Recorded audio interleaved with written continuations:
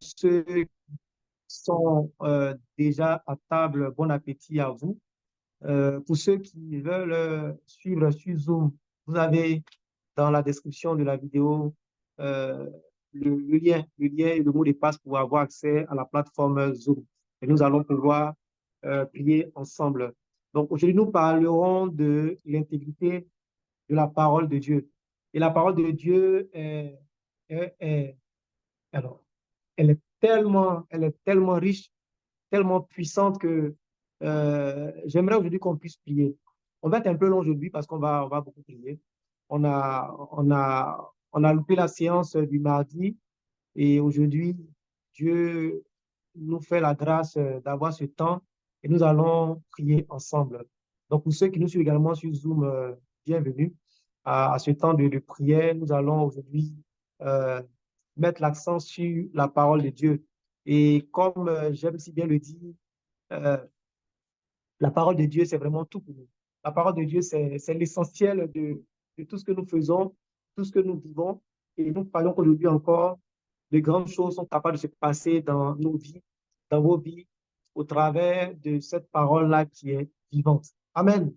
Et on va prier, on va recommander ce temps au Seigneur pour que aujourd'hui euh, sa puissance soit pleinement manifestée.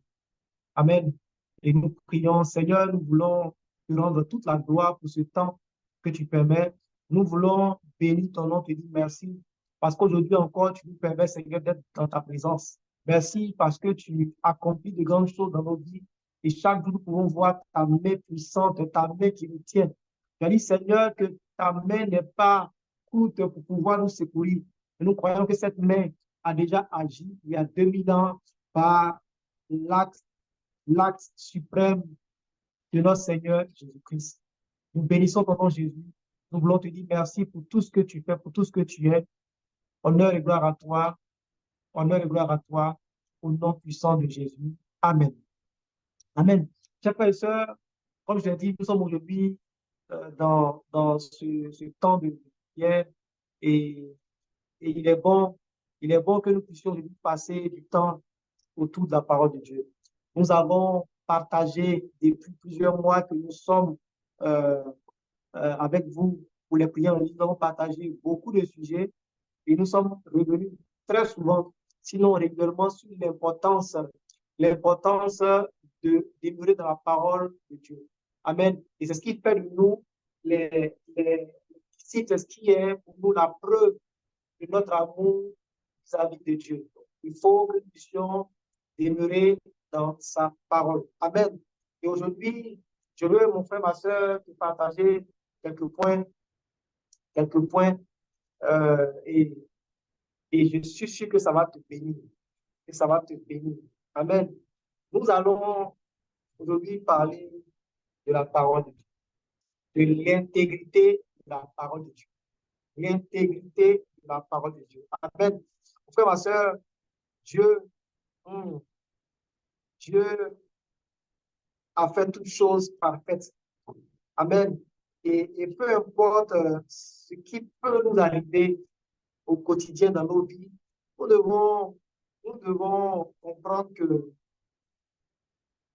Dieu n'a pas changé. Il n'a pas changé. Il est toujours fidèle dans tout ce qu'il fait. Amen. Amen. Et dans Hébreu chapitre 1, verset, verset 1 à 3. Comme tu comprendre comment est-ce qu'il est bon de débuter la parole de Dieu, comment est-ce qu'il est agréable et combien de fois il est important de débuter dans la parole de Dieu. Amen. Et comme je l'ai dit, aujourd'hui, nous sommes à la fois sur Facebook et sur Zoom. Donc, vous avez dans la description de la vidéo, vous avez le lien pour accéder à la prière sur Zoom directement. Nous allons beaucoup prier aujourd'hui. Donc, je vous lis Hébreu 1, verset 1 à 3. Hmm, hmm. Alors, je dis, après avoir autrefois à plusieurs reprises et de plusieurs manières parlé à nos pères par les prophètes, Dieu, dans ces derniers temps, nous a parlé par le Fils, qu'il a établi héritier de toutes choses, par lequel il a aussi créé le monde. Amen. Et qui, étant le reflet de sa gloire et de l'empreinte de sa personne, et soutenant toutes choses par sa puissance, par sa parole puissante, pardon, a fait la purification des péchés et s'est assis à la droite de la majesté divine dans les lieux très hauts. Amen. Ici, c'est vraiment important ce que je suis en train de vous partager. La Bible nous dit que autrefois Dieu a parlé par les prophètes. Mais aujourd'hui, Dieu parle par le Fils. Dieu parle par le Fils qui est Jésus, qu'il a établi héritier de toutes choses.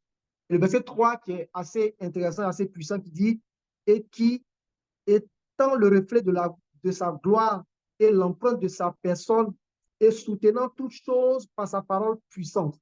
Amen. Mon frère, ma soeur, Dieu soutient toutes choses par sa parole.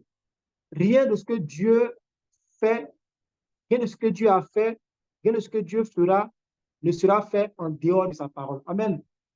Et cela est vraiment important pour nous. On doit comprendre que Dieu soutient toutes choses par sa parole qui est puissante. Amen. Et pourquoi est-ce qu'il est important pour nous, frères et sœurs, de demeurer dans la parole de Dieu? Et ce que nous allons voir aujourd'hui, et vous allez voir combien de fois la parole de Dieu est riche, combien de fois elle est puissante. Et nous avons tout à gagner.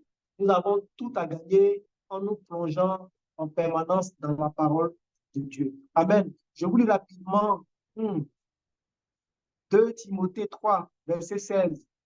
Nous allons voir ce que la Bible dit. Et c'est puissant, mon frère, ma soeur. Donc, bienvenue à ceux qui nous prennent en ligne. Aujourd'hui, nous sommes à la fois sur Facebook et sur Zoom. Donc, n'hésitez pas à cliquer, sur le lien pour nous rejoindre sur Zoom pour qu'on puisse ensemble prier. Et c'est assez puissant aujourd'hui parce que nous parlons de l'intégrité de la parole de Dieu. Cette parole qui ne change jamais. Amen. Amen. Et je vous lis ce que la Bible nous dit concernant les Écritures, la parole de Dieu. Amen. Toute Écriture est inspirée de Dieu et utile pour enseigner, pour convaincre, pour corriger, pour instruire dans la justice, afin que l'œuvre de Dieu soit accomplie et propre à toute bonne œuvre. Amen. Donc, ici, la Bible dit clairement que toute écriture est inspirée de Dieu, utile pour enseigner, pour convaincre, pour corriger, pour instruire dans la justice, afin que l'homme de Dieu soit accompli et propre à toute bonne œuvre. Amen. Alors, je vais m'arrêter sur ce premier point pour vous apporter un éclaircissement sur des débats qui ont lieu, qui pour moi sont vraiment utiles. Aujourd'hui, malheureusement, nous avons ce débat autour de l'Ancien Testament et du Nouveau Testament. Et souvent, on a tendance à confondre les choses. On dit l'Ancien Testament, c'est l'ancienne alliance, le Nouveau Testament, c'est la nouvelle alliance. Mon frère, ma soeur, l'alliance n'est pas fonction du testament. L'alliance est fonction de Jésus. Et si vous lisez la Bible de Genèse jusqu'à Apocalypse, si vous voulez, de Genèse à Malachie, pour l'Ancien Testament, texte découpé, tout est à propos de Jésus. Ésaïe a longuement prophétisé sur l'arrivée de Jésus.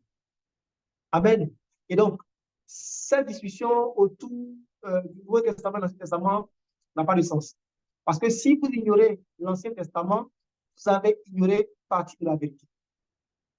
Et donc, l'alliance que nous avons est faite sur la base de Christ. Et quand on prend la Bible de la Genèse jusqu'à Malachie pour l'Ancien Testament, texte découpé, tout ce qui est dit, il s'agit de Jésus. Amen. Il s'agit de Jésus. Amen. Et ne pensons pas que Jésus apparaît à partir de Matthieu. Jésus est annoncé depuis l'Ancien Testament. Et cela est vraiment important. Amen. Et si nous ne comprenons pas les choses comme ça, on va entrer souvent dans des débats inutiles. Et le passage qu'on vient de lire de 2 Timothée 3, versets 16 à 17, On dit toute écriture est inspirée. Sachez que au temps de Paul, de Timothée, même de Jésus, les écrits du Nouveau Testament n'existaient pas encore. La preuve, les écrits ont été faits sur la vie de Jésus. Donc, il fallait que son ministère se fasse d'abord et qu'il y ait des écrits. Et toutes les fois où le Seigneur Jésus a évoqué une parole, toutes les fois où il s'est trouvé en face, alors dans Matthieu 4, lorsqu'il affronte Satan, le diable, il cite les passages de l'Ancien Testament. Amen. Amen. Lorsque le Seigneur Jésus est en train de parler au diable dans le désert, tout ce qu'il cite vient de l'Ancien Testament. Amen. Tout ce qu'il a cité vient de l'Ancien Testament. Amen. Alors, au verset 4, donc, Matthieu 4, verset 4, il nous dit quoi? Jésus répondit, il est écrit, l'homme ne vivra pas de pain seulement, mais de toute parole qui sort de la bouche de Dieu. Amen. Et si nous prenons l'Ancien Testament, nous avons la référence dans Deutéronome 8, verset 3. Et on voit ce que dit la Bible. Deutéronome 8, verset 3. Donc, le Seigneur Jésus-Christ lui-même n'a pas régné l'Ancien Testament. Alors, comment se fait-il que nous, qui sommes ses disciples, on s'amuse souvent à, alors, à dire ça, c'est l'Ancien Testament, ça, c'est le Nouveau Testament. Amen. Amen. Donc, disons ici, Deutéronome 8, verset 3. Il t'a humilié, il t'a fait souffrir de la faim, il t'a nourri de la manne que tu ne connaissais pas et que n'avais pas connu tes pères, afin de t'apprendre que l'homme ne vit pas de pain seulement, mais que l'homme vit de tout ce qui sort de la bouche de l'Éternel.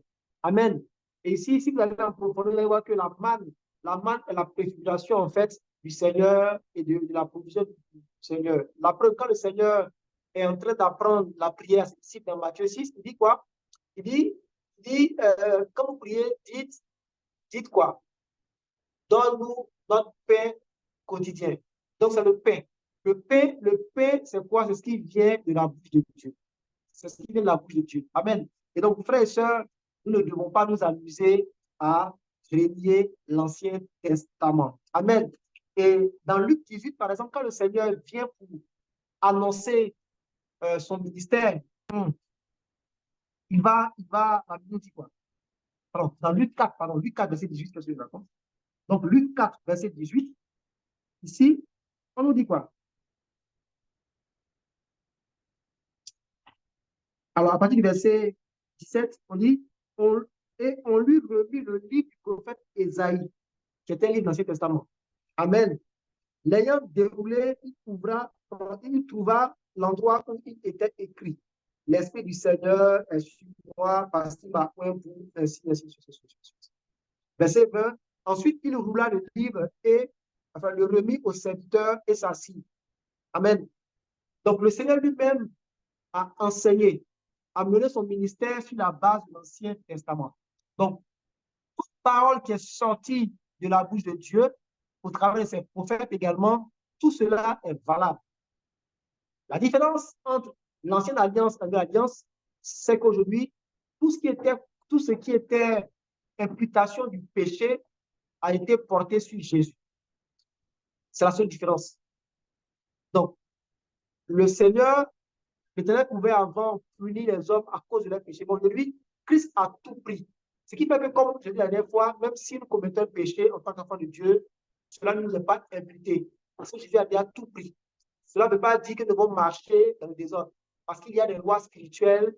Et la Bible dit clairement que tout ce que l'on sème, nous moissons. Donc, il y a des lois spirituelles qui peuvent être engagées lorsque vous commettez des péchés. Donc, faites attention.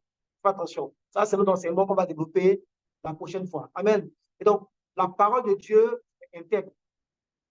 Jésus a clairement dit dans la Bible que il n'est pas venu abolir la loi, mais il est venu pour que la loi soit accomplie.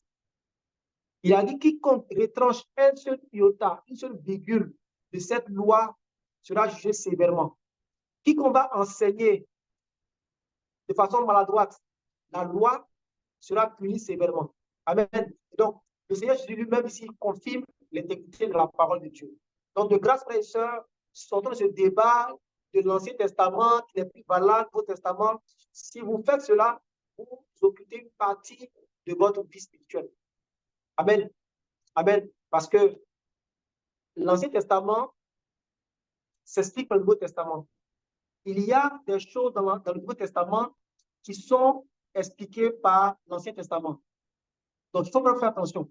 La parole de Dieu est intègre. Elle ne change pas. Amen. Et la parole de Dieu est puissante. Est puissante. Ici, on a vu qu'elle est utile pour enseigner. Elle est utile pour mener des discussions, mais dans l'amour. Elle est utile pour orienter des personnes, les instruire. Amen. Et c'est tellement riche, tellement puissant. Amen. Et la parole de Dieu ne change pas. La parole de Dieu ne change pas. Elle ne change pas. Peu importe les versions, elle ne change pas. Amen. Et ici, Hébreu 4, verset 12, la Bible nous dit quoi? Car la parole de Dieu est vivante et efficace, plus tranchante qu'une épée quelconque à deux tranchants, pénétrant jusqu'à partager âme et esprit, jointure et moelle. Elle juge les sentiments et les pensées du cœur. Frère, ma soeur, la parole de Dieu est capable en fait d'affranchir une personne qui est dans des liens depuis des années. La parole de Dieu que vous prononcez sans la dénaturer est capable de guérir une personne. La parole de Dieu que vous prononcez sans la dénaturer est capable de ramener un mort à la vie. La parole de Dieu que vous prononcez sans la dénaturer est capable de recréer les organes de quelqu'un en un instant.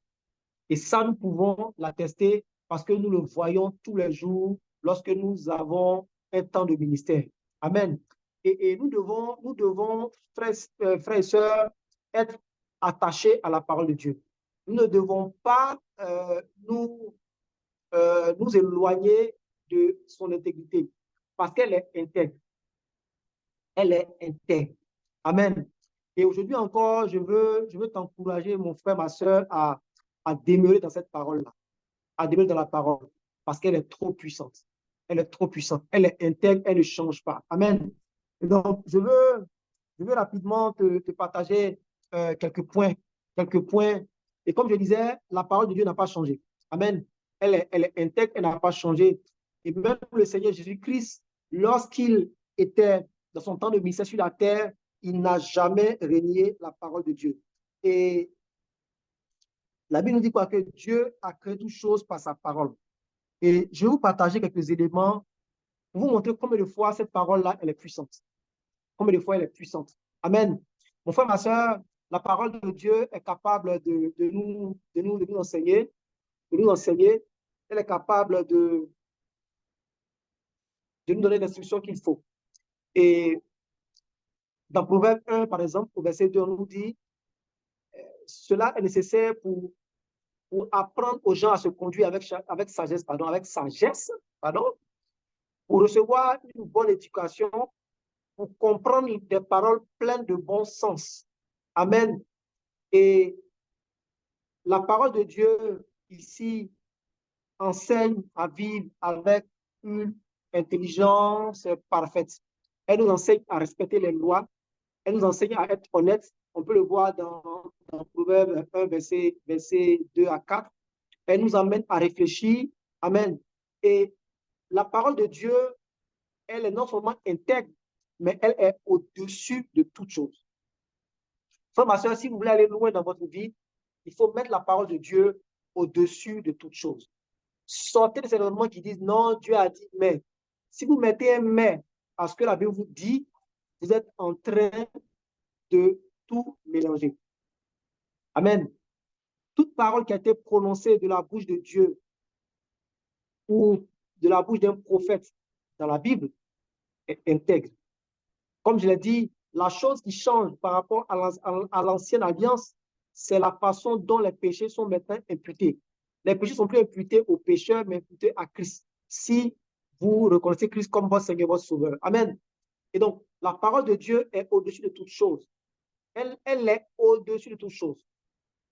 Et même les nations reconnaissent que la parole de Dieu est au-dessus de toute chose. Si vous allez, par exemple, à un procès, à une prestation de serment, que vous croyez à la parole de Dieu, on vous donne, par exemple, une Bible sur laquelle vous prêtez serment. Amen. Même si on dit de ne pas jurer dans la Bible, mais bon, les hommes demandent à ce qu'on jure. Amen. Sur la Bible, par exemple. Donc, la parole de Dieu est au-dessus de tout. Et tout ce que vous pouvez voir dans ce monde, comme pratique intellectuelle, comme organisation, ces choses sont inspirées de la parole de Dieu. Tout ce que vous pouvez voir actuellement en termes d'organisation et autres, par exemple, euh, Moïse, Moïse a été obligé d'organiser le peuple dans le désert en tribus. Par la suite, quand vous lisez dans Lévitique, dans Nombre et autres, les familles sont organisées en tribus. Amen. Et donc, tout ce qui est organisation tire son essence de la parole de Dieu. Amen. Le Seigneur dit, par exemple, que quiconque veut aller à la guerre doit s'asseoir à faire des calculs. Aujourd'hui, quand nous avons un projet de construction, une entreprise que nous voulons monter, on nous apprend qu'il faut faire d'abord un plan de dépenses, un budget, un business plan pour d'autres personnes. Et donc, c'est le principe. Amen. Tous les phénomènes naturels que nous avons, ce sont des éléments qui sont, qui sont justifiés par la parole de Dieu. L'arc-en-ciel que nous pouvons voir aujourd'hui est apparu dans Genèse lorsqu'il y a eu le déluge. Après le déluge, Dieu a fait sortir l'arc-en-ciel et il a dit que c'est le signe de mon alliance avec les hommes. Amen. Le mariage tire sa source dans la parole de Dieu. L'homme quittera son père, sa mère, s'attachera à une seule femme. Amen. Tiré de Genèse. Amen. Et donc, aujourd'hui, il y a des débats inutiles qu'on peut avoir sur des pratiques, sur des choses dans la société qui pour moi, n'ont même pas de sens. Parce que si nous disons que nous croyons en Dieu, notre repère, c'est la parole de Dieu. Et donc, frères et sœurs, nous devons mettre la parole de Dieu au-dessus de toute chose. La parole de Dieu est au-dessus de tout. Je ne parle pas de la parole interprétée, je parle de la parole authentique qui est tirée de la Bible. Nous devons aller dans la Bible, trouver la réponse à nos préoccupations, trouver la réponse à nos interrogations. Amen. Oui, la parole de Dieu est l'élément suprême. Amen. Amen. Et donc, c'est très important. Ici, la Bible nous dit quoi? Le Seigneur a fondé la terre par sa sagesse et le ciel est établi par son intelligence. Par sa science, l'eau qui est sous la terre a jailli et les nuages laissent tomber la pluie. Mon frère, ma soeur, tout ce qu'on a, tout ce que nous vivons, tire son origine de la parole de Dieu. Tout ce qui apporte l'abondance, la joie. Amen. Ce qui détruit ne vient pas de Dieu. Amen. La parole de Dieu peut nous aider à instruire nos enfants. Très important. Et nous voyons par exemple dans Proverbe 1, verset 8, verset 8 à 9, verset 12 également, il dit, mon enfant, écoute les avertissements de ton père, ne repousse pas les enseignements de ta mère. Pardon. Ils sont comme une joie, prends une jolie couronne.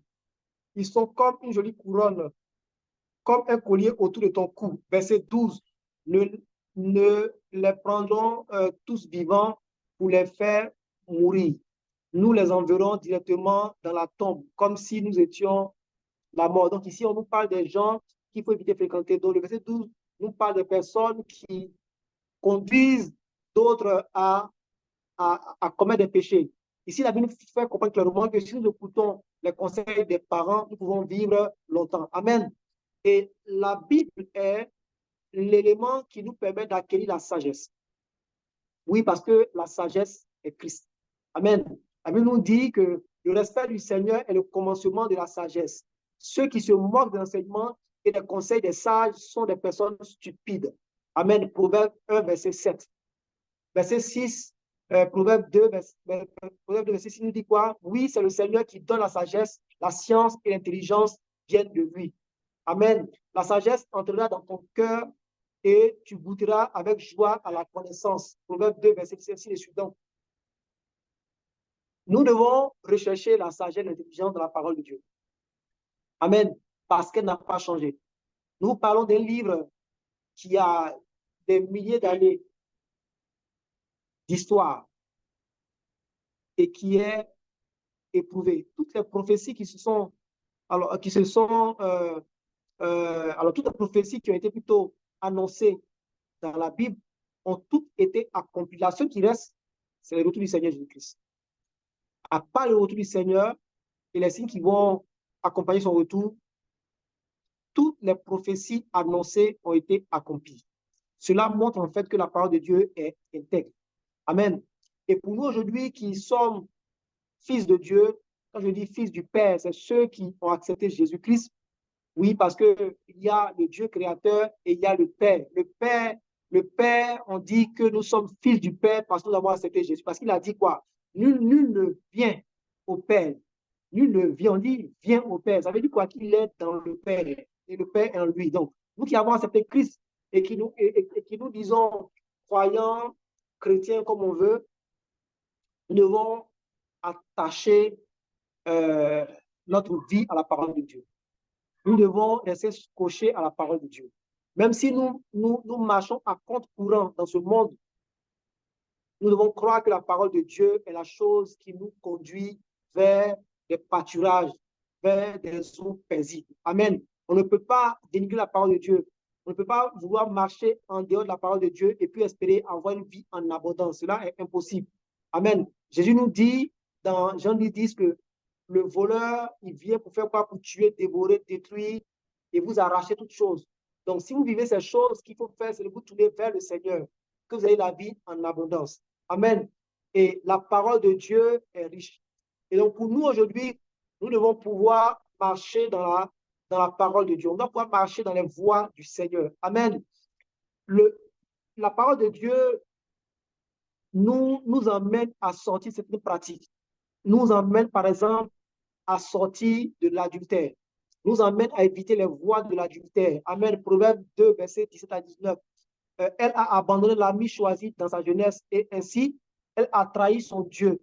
Sa conduite entraîne sa perte et ses manières d'agir la font descendre chez les morts. Tous ceux qui vont chez elle ne reviennent plus. Ils ne retrouvent plus le chemin de la vie. Amen. Donc, pour ceux qui prennent plaisir encore à convoiter des femmes mariées, à commettre l'adultère avec des femmes mariées ou autres, il faut arrêter. Amen. Et peu importe ce qu'on va vous dire dans la société, si vous êtes croyant, si vous êtes chrétien, votre référence, c'est la Bible. Et la Bible ici vous dit clairement que si vous continuez dans ce chemin, vous allez descendre chez les morts, comme le dit Proverbe 2, verset 18. Sa conduite entraîne sa perte. Donc, la femme qui commet l'adultère court à sa perte, mais non seulement elle court à sa perte, mais on dit quoi? Et ses manières d'agir la font descendre chez les morts. Tous ceux qui vont chez elle ne reviennent plus. Ils ne trouvent plus le chemin de la vie. Amen. Donc, ici, vous avez par exemple des éléments qui vont vous aider à rectifier votre marche. Amen. On n'est pas là pour condamner, mais on est là pour vous apporter la parole, pour vous éclairer, pour vous faire comprendre que la Bible est vraie. La Bible est authentique, elle est intègre, elle est utile pour nous enseigner, pour nous corriger, pour nous diriger. Amen.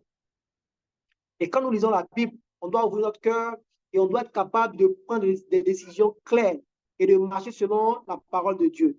Amen. La parole de Dieu, la Bible, nous donne un ensemble de promesses, nous montre des promesses, des lois spirituelles, nous aide à marcher dans l'intégrité. Amen. Ici, la Bible nous dit quoi? Il y a un piège dans le péché de l'homme méchant, mais le juste triomphe et se réjouit.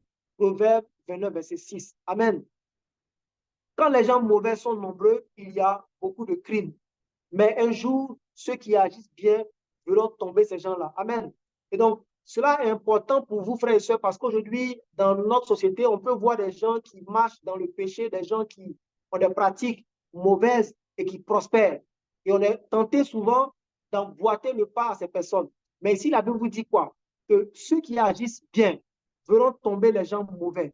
Et cela doit vous aider à demeurer dans la parole de Dieu, à marcher dans l'intégrité. Amen. Et vous voyez que dans la Bible, il y a beaucoup de lois spirituelles, beaucoup de principes, beaucoup de promesses qui s'attachent à la marche dans l'intégrité. Amen. Et aujourd'hui, on peut dire qu'on est croyant, on est chrétien, et souvent, on est tenté de faire comme les autres parce qu'on se dit non, ils font, Dieu ne leur fait rien. Oui, d'accord. Mais derrière, il y a des lois spirituelles qui sont déclenchées. Et on se retrouve souvent à avoir des situations compliquées, des problèmes, et on se dit que Dieu nous a abandonnés. Cela est faux. Parce que nous oublions que derrière chaque promesse, derrière chaque principe, il y a des lois spirituelles.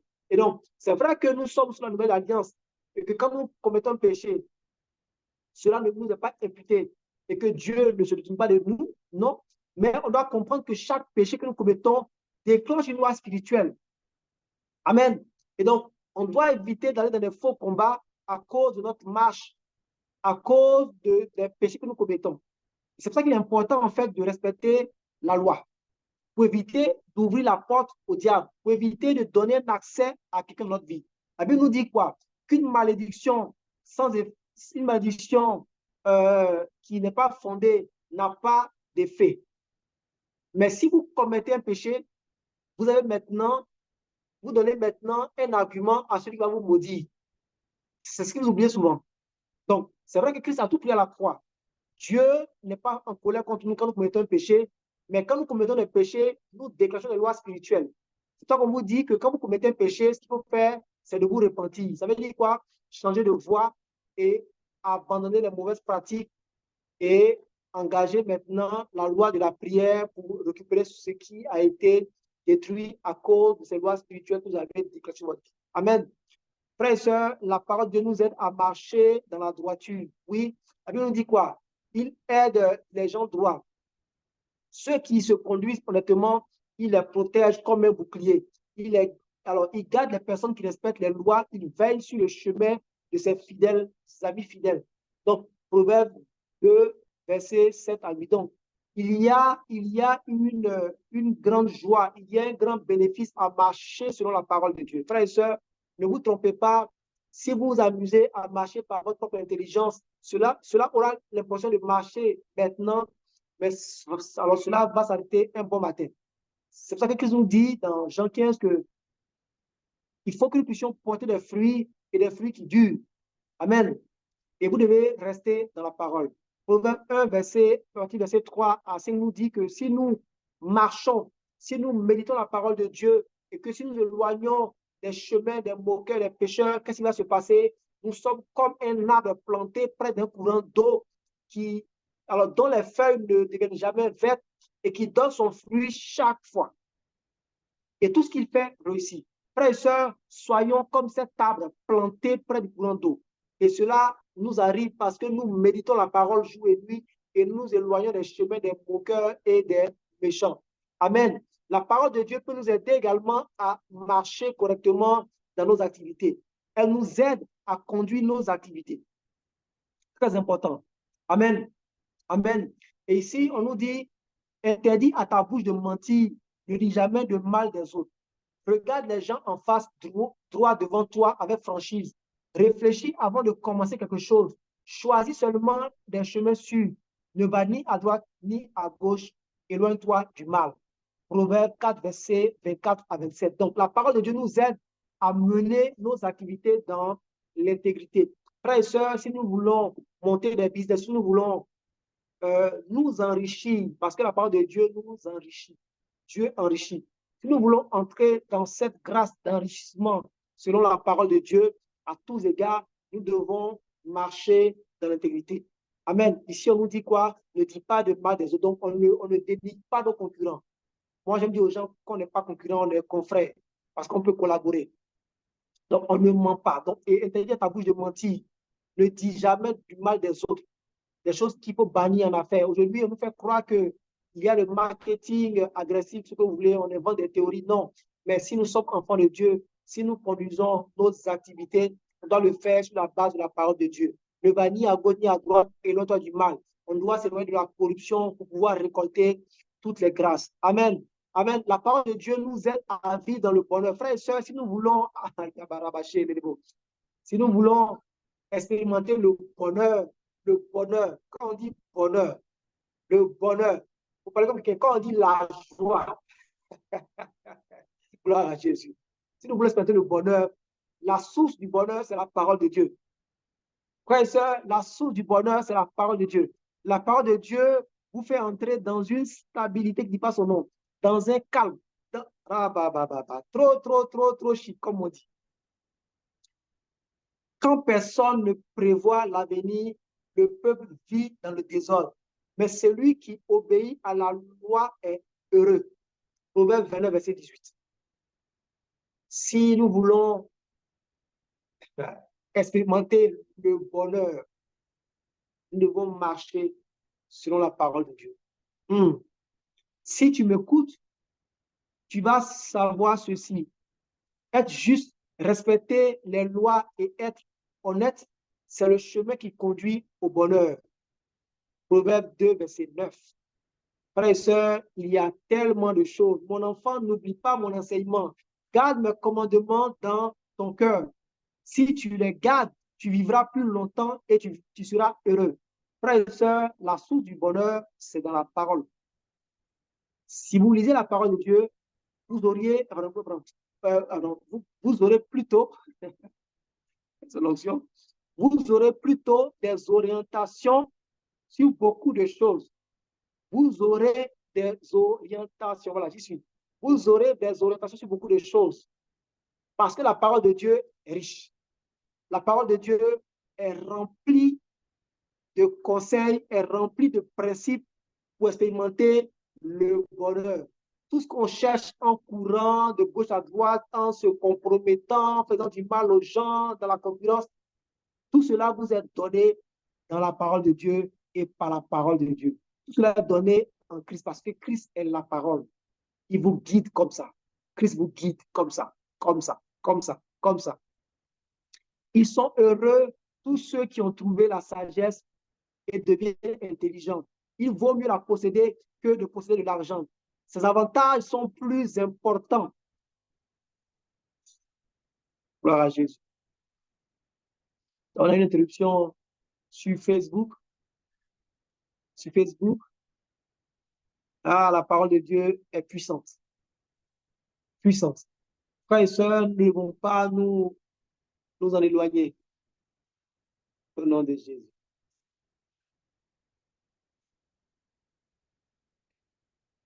Gloire à Jésus. Donc, on attend. Désolé, on a eu une interruption sur le réseau. Alors, je disais que la parole de Dieu est la source du bonheur. Frères et sœurs, je vous promets que si vous prenez la parole de Dieu et que vous cherchez des solutions à vos problèmes, vous vous dites, mais qu'est-ce que j'ai perdu comme temps? Donc, la Bible dit quoi? La sagesse est plus précieuse que les bijoux. On ne peut rien désirer de meilleur. Elle donne une longue vie aux humains. Elle leur offre richesse et honneur. Elle les conduit sur les chemins agréables. Ils peuvent y marcher tranquillement. La sagesse est comme un arbre qui donne la vie pour ceux qui la saisissent. Elle est une source de bonheur pour ceux qui la possèdent. Amen. Frères et sœurs, si vous cherchez le vrai bonheur, quand on dit bonheur, bonheur qui te remplit, bonheur, hein, à un moment on dit boro, boro de bonheur dans la parole. Parce que ce qu'on essaie d'avoir ici en courant de gauche à droite, on l'a au centuple dans la Bible. Le Seigneur dit que si nous marchons dans ses voies, si nous nous détournons des choses de ce monde et que nous nous concentrons sur lui, nous aurons ici et maintenant des terres, des frères, des sœurs, des maisons au centuple, au centuple et avec des persécutions.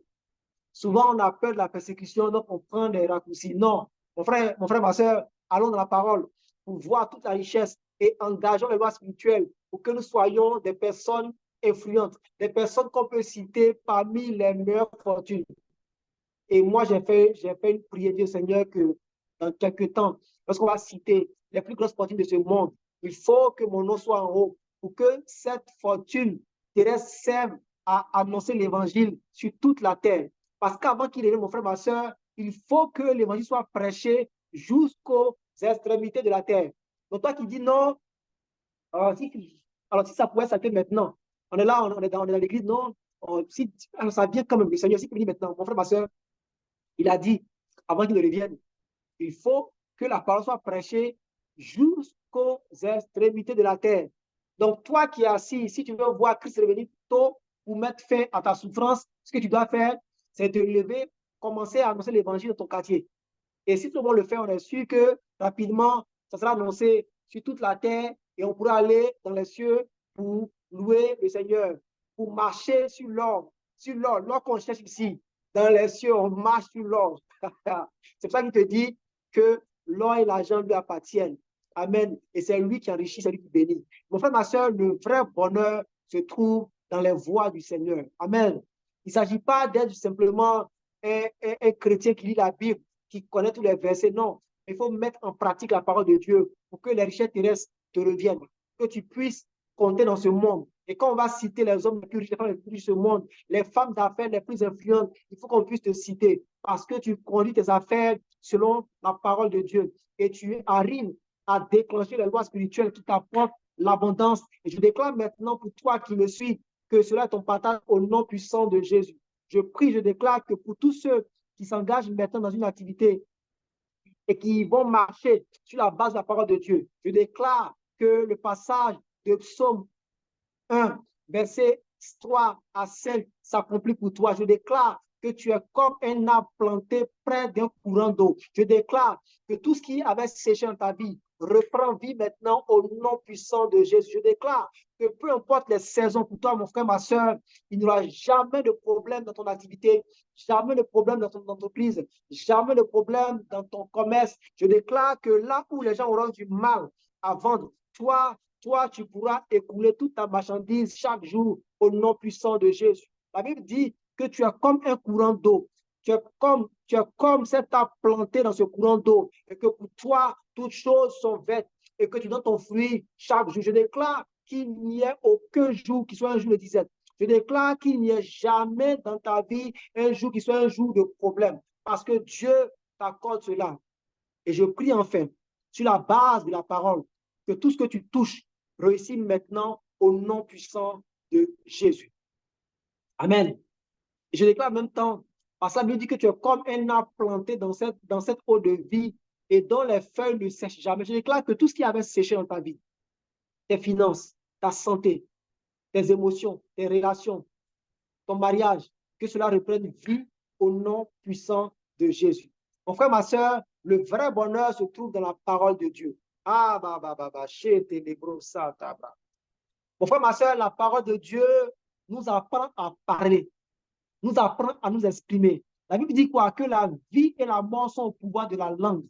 Amen. Et donc, nous devons apprendre à parler, à parler, à parler. Amen. Parce que tout ce que nous disons déclenche des lois spirituelles. Ce que nous disons est comme le parfum qui se répand autour de nous parce que nous allons nous juger sur la base de la sagesse qu'on peut dégager. Amen. Si tu vois quelqu'un parler sans réfléchir, tu peux attendre plus de choses d'un sot que de cet homme-là.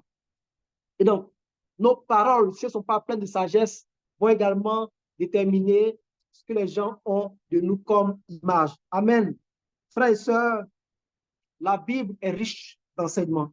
La parole de Dieu est intègre. Celui qui est trop bon avec son esclave dès sa jeunesse fera de lui un paresseux. Donc, c'est aussi des lois, des règles qu'on nous donne pour pouvoir diriger des personnes. Amen. Souvent, quand vous mettez à l'aide trop de gens, ils pensent qu'ils peuvent mettre des choses. Donc, ça nous aide également. Amen. Punis ton enfant, tu seras tranquille et il te remplira de joie. Donc, la parole de Dieu nous incite aussi à punir nos enfants. Amen. Les pas bonbons, il faut éviter. On ne corrige pas un serviteur avec des paroles. Même s'il comprend, il n'obéit pas. Amen. Donc, il y a un moment où il faut aller un peu. C'est pour ça que dans les entreprises, on a des systèmes de mise à pied et autres. Parce qu'on a beau être un bon patron, un gentil patron, il y a un moment où il faut qu'on sente qu'il y a la discipline à respecter. Amen. La parole de Dieu est utile pour diriger, pour nos dirigeants, pour tous ceux qui sont en position de leadership. La parole de Dieu est la clé pour qu'on ait moins de problèmes dans nos pays, dans nos villages, dans nos villes, dans nos entreprises. La parole de Dieu est remplie de règles en matière de leadership, est remplie de lois spirituelles, est remplie de principes, de bonne gouvernance, de bonne gestion. Amen. Un roi qui respecte les lois assure la richesse de son pays. Mais celui qui réclame trop d'impôts le détruit. Proverbe 29, verset 4. Amen. Un roi affermit le pays par la justice. Mais celui qui reçoit des présents le ruine. Amen. Quand un chef écoute volontiers des mensonges, il n'y a que de mauvais serviteurs. Amen. Quand un roi juge les faibles avec justice, son pouvoir reste toujours solide. Donc, Proverbe 29. Proverbe 29, vous avez Proverbe 29, le Proverbe 29 est rempli de règles pour vous aider, de principes pour vous aider à diriger des nations, diriger des personnes, votre famille, à diriger une entreprise. Donc, il y a des choses intéressantes dans la Bible pour la direction d'un groupe, d'un pays autre. Amen. Il y a tellement de choses. Rapidement, la parole de Dieu va nous aider également à gérer nos relations. C'est très important. Mon enfant, si de mauvais camarades veulent t'entraîner au mal, refuse. Amen. Mon frère, ma soeur, ne nous amusons pas à marcher avec des gens qui sont méchants. On va dire non, l'onction nous protège ou non. Je suis chrétien. Dieu me dit de marcher avec les mauvais pour les convertir. Non, attention. Pas attention. Amen. Proverbe 1, verset 10 et verset 12. Alors, mon enfant, si de mauvais camarades veulent t'entraîner au mal, refuse. Donc, si nous savons clairement que ceux avec qui nous marchons nous entraînent au mal, on doit refuser de marcher avec ces personnes. Il n'y a pas de compromission, mon frère, ma soeur, avec la parole de Dieu. Amen. Il faut éviter.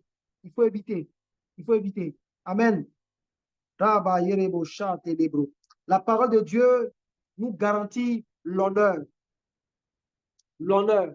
Si nous voulons être honorés dans la société, si nous voulons avoir les honneurs, il y a une voie, c'est la parole de Dieu.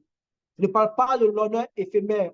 On peut voir aujourd'hui, même un peu partout sur les réseaux sociaux, des gens qu'on a plébiscités et à cause d'un petit scandale où, lorsque leurs finances font défaut, ces personnes sont oubliées et elles viennent ici pleurer pour dire non, avant j'étais le boucantier, j'ai fait ça, maintenant comme je n'ai rien, on m'oublie. Mon frère, ma soeur, c'est normal parce que l'honneur se trouve dans la parole de Dieu. L'honneur se recherche et se trouve au travers de la parole de Dieu.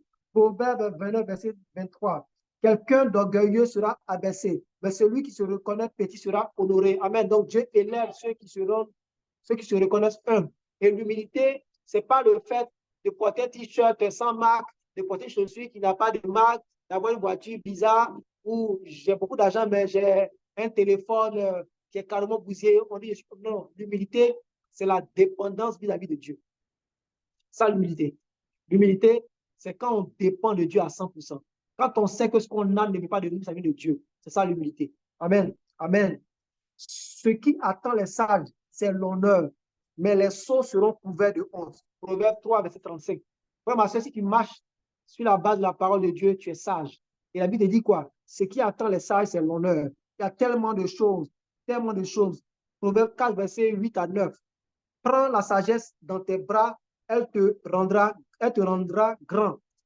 Elle te mettra à l'honneur si tu l'embrasses. Elle sera pour toi comme un joli bijou, comme une couronne magnifique. Amen. Donc, si vous cherchez l'honneur, mon frère, ma soeur, allez dans la parole de Dieu, trouvez les points qui vont vous aider à marcher dans l'intégrité, à marcher dans l'humilité. Amen. La parole de Dieu est puissante. Comme je l'ai dit, elle est puissante. Et cette parole de Dieu a guidé Christ dans son ministère. Cette parole de Dieu lui a permis de marcher dans la victoire face aux attaques de l'ennemi. La parole de Dieu nous garantit également la protection. Et on doit aller dans la parole de Dieu pour trouver tous les versets qui nous parlent de protection et les engager dans la prière. Amen. On doit pouvoir déclencher les lois spirituelles. Et ce que je viens de vous partager depuis quelques minutes, il faut le recevoir au fur et à mesure parce que ce sont des paroles puissantes et toute parole qui est prononcée agit maintenant dans ta vie au nom puissant de Jésus. Celui qui a peur des autres est pris dans un piège. Celui qui a peur des autres est pris dans un piège. Mais celui qui met sa confiance dans le Seigneur est en sécurité. Mon frère, ma soeur, quand vous lisez la Bible, beaucoup de rois se sont tournés vers Dieu quand ils ont été attaqués. Pourquoi? Parce qu'ils savent que leur protection, leur salut vient de l'Éternel. Josaphat, encerclé par ses armées ennemies, s'est tourné vers l'Éternel et il a reçu l'instruction. Il n'a même pas eu à combattre. Et l'ange de Dieu est descendu dans le camp et a décimé les 3 nations. Et ils ont ramassé les trésors pendant plus de 4 jours. Amen. Mon frère, ma soeur, si nous mettons notre confiance en Dieu, nous sommes protégés. Arrêtons d'avoir des ceintures de sécurité. Amen. Et quand on parle, on dit non, on dit quoi? Dieu a dit, aide-toi et Dieu t'aidera. C'est faux, c'est même pas biblique. C'est nulle part dans la Bible. Aide-toi et Dieu t'aidera. nulle part dans la Bible. Les gens ont inventé des dictons de proverbes pour pouvoir s'adonner à des pratiques mystiques.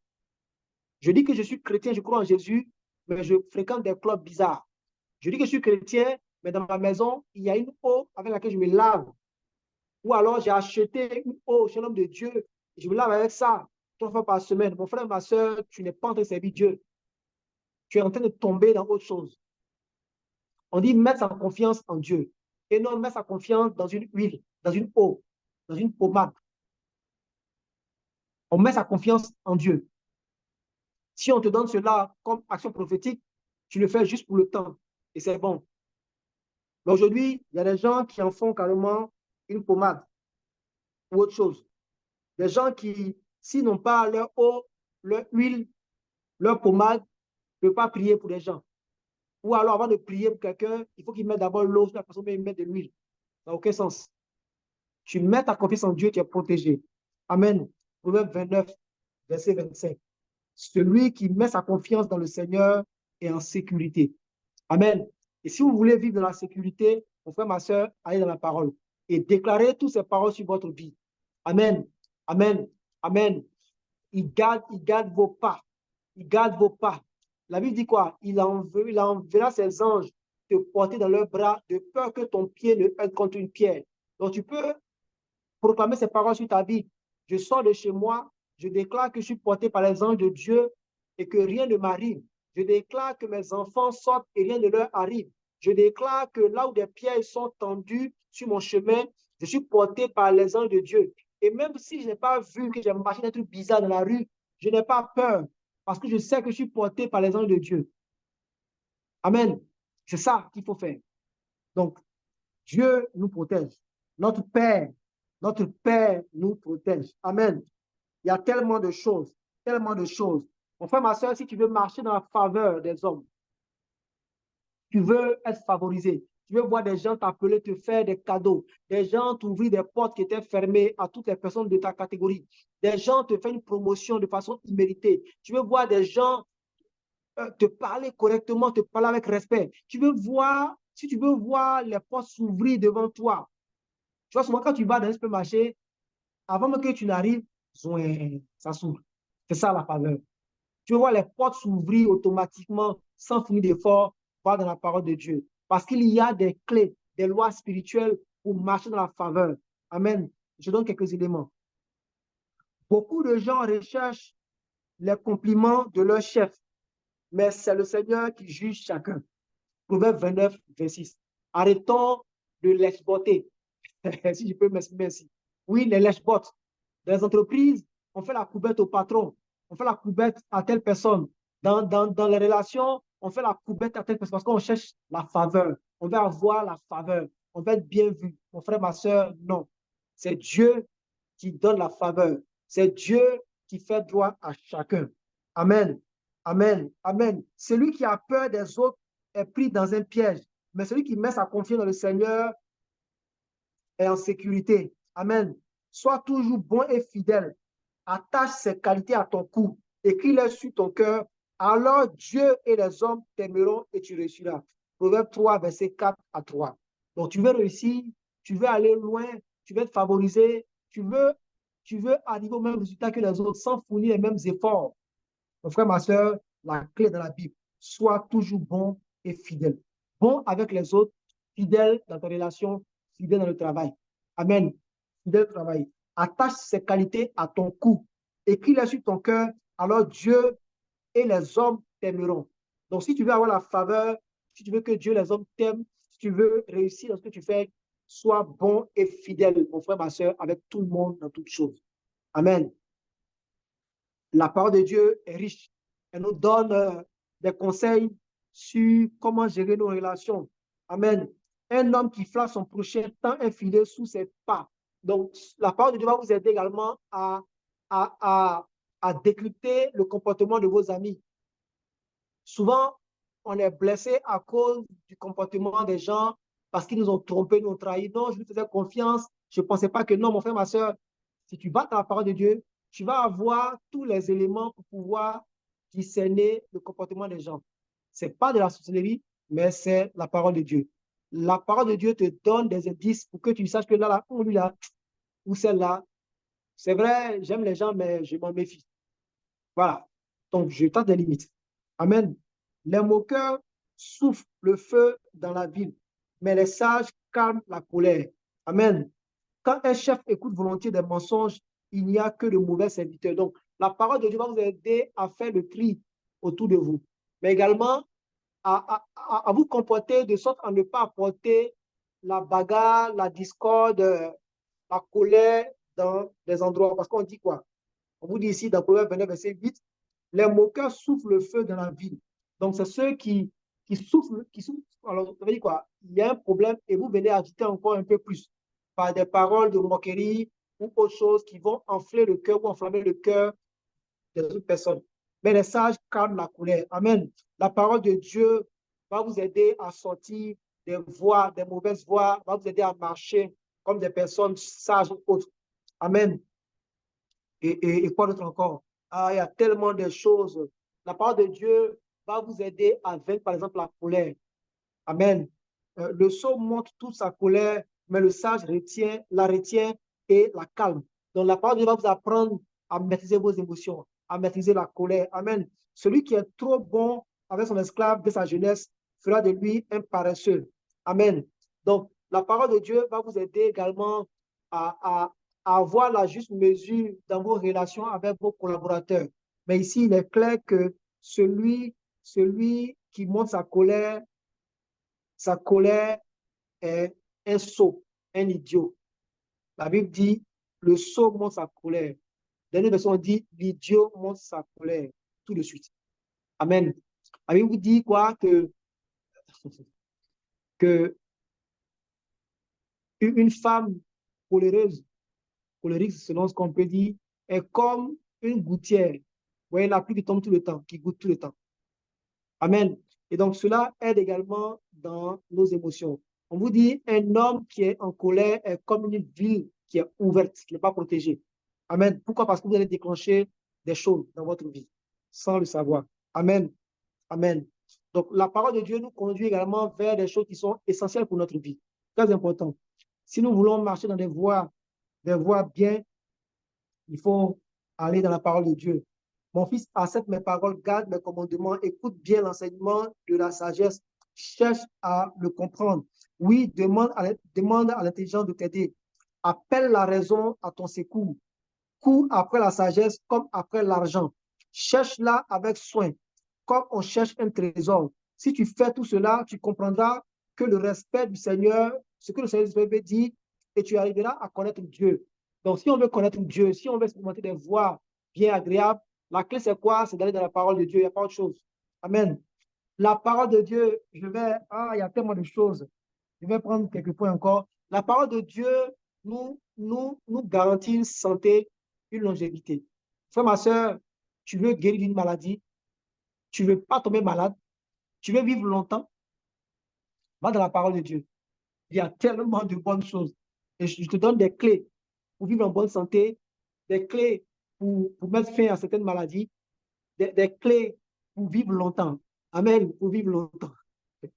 Donc, si rien d'aller se refaire une partie du corps, machin, tout ça, proclame la parole de Dieu sur ton corps. Parle à ton corps et tu vois les choses changer au fur et à mesure. Amen. Amen. Moi, je prie toujours le Seigneur que je vais rester jeune parce que je dois servir jusqu'à 120 ans. Parce qu'il a dit, pour ceux qui seront justes, ils iront jusqu'à 120 ans. Et il a dit à Noé, après le début, qu'il va limiter la vie des hommes à 120 ans. Moi, je crois que 120 ans, c'est le minimum pour un homme qui marche dans la voie de Dieu. Donc, je dis au Seigneur, jusqu'à 120 ans. Et je bénis mon corps chaque jour. Je déclare qu'il rajeunisse. Et c'est comme ça. Et mon frère, ma soeur, ça se passe bien. Donc, les clés pour la santé, la guérison, la longévité, surtout dans la parole de Dieu. Amen. Dans la parole de Dieu. Je vous promets que si vous proclamez ces paroles, si vous les laissez prendre forme en vous, vous allez simplement vous limiter à des fruits et légumes pour votre régime, pour reprendre la forme fruits et légumes. Vous n'avez pas besoin de prendre des médicaments, des remontants, tout ça. Non, fruits et légumes, un peu de sport, la parole de Dieu, vous mangez correctement et c'est bon. Et c'est bon. Amen. Alors, Ne pense pas que tu es sage, mais respecte le Seigneur et éloigne-toi du mal. Cela guérira ton cœur et te donnera des forces. Donc, si tu veux guérir de cette maladie que tu as, si tu veux retrouver tes forces, respecte le Seigneur et éloigne-toi du mal. Proverbe 3, versets 7 à 8. Amen. Ils sont heureux, tous ceux qui ont trouvé la sagesse et deviennent intelligents. Il vaut mieux la posséder que posséder de l'argent. Ses avantages sont plus importants que l'or. La sagesse est plus précieuse que les bijoux. On ne peut rien désirer de meilleur. Elle donne une longue vie aux humains. Elle leur offre richesse et honneur. Elle les conduit sur des chemins agréables. Ils peuvent y marcher tranquillement. La sagesse est comme un arbre qui donne la vie pour tous ceux qui la saisissent. Elle est la source du bonheur pour ceux qui la possèdent. Proverbe 3, verset 13 à 18. Frère, ma soeur, la sagesse de Dieu, marcher dans les voies du Seigneur, vous donne la vie. Proverbe 4, verset 13. Une clé pour vivre longtemps. Garde l'éducation reçue, ne l'abandonne pas. Garde-la, elle te fait vivre. On veut vivre longtemps, on veut éviter les maladies inutiles, on veut guérir rapidement, on veut guérir. La clé ici, on doit marcher dans la sagesse de Dieu. On doit méditer la parole de Dieu pour qu'elle prenne forme. Pour qu'elle prenne forme. Amen. Mon enfant, écoute mes paroles, fais attention à mes conseils. Ils donnent la vie et la santé à tous ceux qui les acceptent. Par-dessus tout, surveille ton cœur, car elle est la source de la vie. Tu veux être en bonne santé, tu veux vivre longtemps, garde ton cœur, surveille ton cœur, vide ton cœur de tout mauvais sentiment. Écoute la parole de Dieu, garde-la dans ton cœur, parce qu'elle donne la vie et la santé pour tout le monde. Proverbe 4, verset 20, 22, 23. La longévité, on l'a vu tout à l'heure, elle donne une longue vie aux humains. Longévité, longévité, Proverbe 4, 10. Écoute-moi, mon enfant, accueille mes paroles et tu vivras longtemps.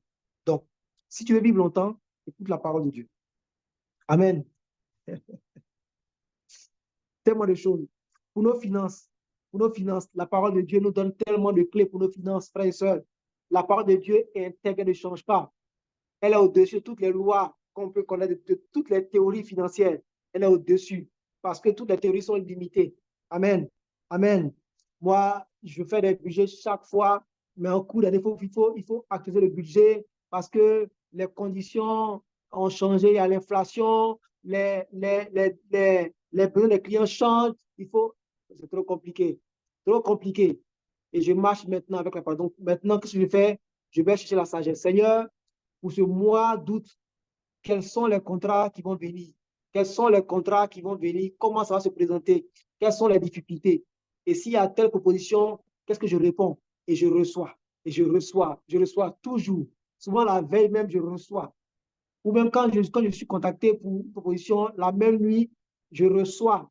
Et le Seigneur me dévoile plein de choses. Et je me dis, réponds comme ça. Si tu n'as pas telle chose, n'y va pas. Parce qu'après, ça ne va pas être bon pour toi. Et c'est comme ça qu'on marche. Et on marche comme ça. Pour tous les projets, on marche comme ça. Donc, si vous voulez avoir les orientations claires pour vos finances, si vous voulez avoir des directions, des directives claires pour vos finances, pour expérimenter la prospérité financière, allez dans la parole de Dieu. Honore le Seigneur en lui offrant ce que tu as. Donne-lui la première part de tes récoltes. Alors, tes greniers seront pleins de grains et tu manqueras de place pour garder ton verre. Hey! En fait, on cherche dehors des choses inutiles. Porte-monnaie magique, on se compromet, tout ça. On fait de la couverture aux gens, on va s'endetter gravement, tout ça. Honore le Seigneur en lui offrant ce que tu as. Donne-lui la première part de tes récoltes. Alors, tes greniers seront pleins de grains et tu manqueras de place pour garder ton vin. On fait un jour un temps de prière sur l'abondance financière matérielle, parce que la prospérité, c'est un domaine assez large. Mais il y a la prospérité financière qui est un des domaines. Amen. Amen. Vous allez voir que pour être riche aux yeux, enfin, du point de vue des hommes, là, c'est pas vraiment compliqué, quoi. Non, non. Si vous êtes chrétien, pour être riche, pour prospérer, pour vous enrichir, parce qu'il a pas dit qu'on s'enrichit, c'est pas vraiment compliqué, quoi. C'est-à-dire, si vous faites les mêmes efforts que les autres, pour être riche, pour vous enrichir, c'est pas vraiment compliqué. Amen. Amen. Et rapidement, malheureusement, nous, les chrétiens, on a développé un faux débat autour de certaines choses de la Bible. J'avais dit dès le départ qu'il fallait éviter les débats concernant ça, c'est l'Ancien Testament. Non, non. La parole de Dieu est complète. Est complète. Sur le débat de la dîme, quand vous lisez l'Ancien Testament, il y a plusieurs types de dîmes. Et donc, aujourd'hui, malheureusement, il y a un débat autour de la dîme et on a fini par convaincre les gens que la dîme n'a plus de sens sous la nouvelle alliance. C'est tellement faux parce que si vous lisez Hébreu, Paul prend pratiquement tout un chapitre et il vous explique le sens spirituel, l'importance de la dîme pour nous qui sommes dans la nouvelle alliance. Amen. Donc, il faut faire attention. Et quand vous prenez la dîme dans l'Ancien Testament, si on va sur Malachie, par exemple, Malachie 3, verset 9, la dîme a pour objectif, en fait, de faire quoi? D'empêcher le dévoreur d'entrer dans vos finances, dans vos activités. La dîme ne vous garantit pas. Alors, il n'y a pas de loi spirituelle attachée à la prospérité par rapport à la dîme. Comme vous voyez dans la Bible, la dîme, quand vous lisez, la dîme, c'est pourquoi? C'est pour préserver ce qu'on a. Donc, si je gagnais 10 000 francs, je paye ma dîme, j'empêche le dévoreur de venir prendre mes 10 000. Amen. Est-ce qu'on comprend? Donc, malheureusement, nous, les croyants, on s'est limité qu'à la dîme. Donc, on paie la dîme. Non, je paie ma dîme et puis ça ne va pas. Non, non. La dîme protège tes finances. La dîme t'ouvre les écrits des cieux. Mais si tu veux prospérer, tu veux accélérer, ici, vous avez un exemple. On vous parle ici des premières récoltes. Donc, il y a deux choses ici. Donc, 23, 9, honore le Seigneur en lui offrant ce que tu as. Donc, se dit que tout ce qu'on a vient de Dieu. Dédier, c'est bien à Dieu. Pas qu'on donne tout à Dieu. Non, non. Mais être conscient que tout vient de Dieu et on l'honore avec nos finances. S'il y a un truc à faire par rapport à la parole de Dieu, je contribue. S'il y a un truc à faire, la construction du temple ou autre, je contribue. Donc, j'honore le Seigneur. S'il y a une œuvre à soutenir que je peux, je soutiens. J'honore le Seigneur. Amen. On doit faire une sortie. J'ai une voiture. Euh, je suis seul. Je ne dois pas m'enfermer, aller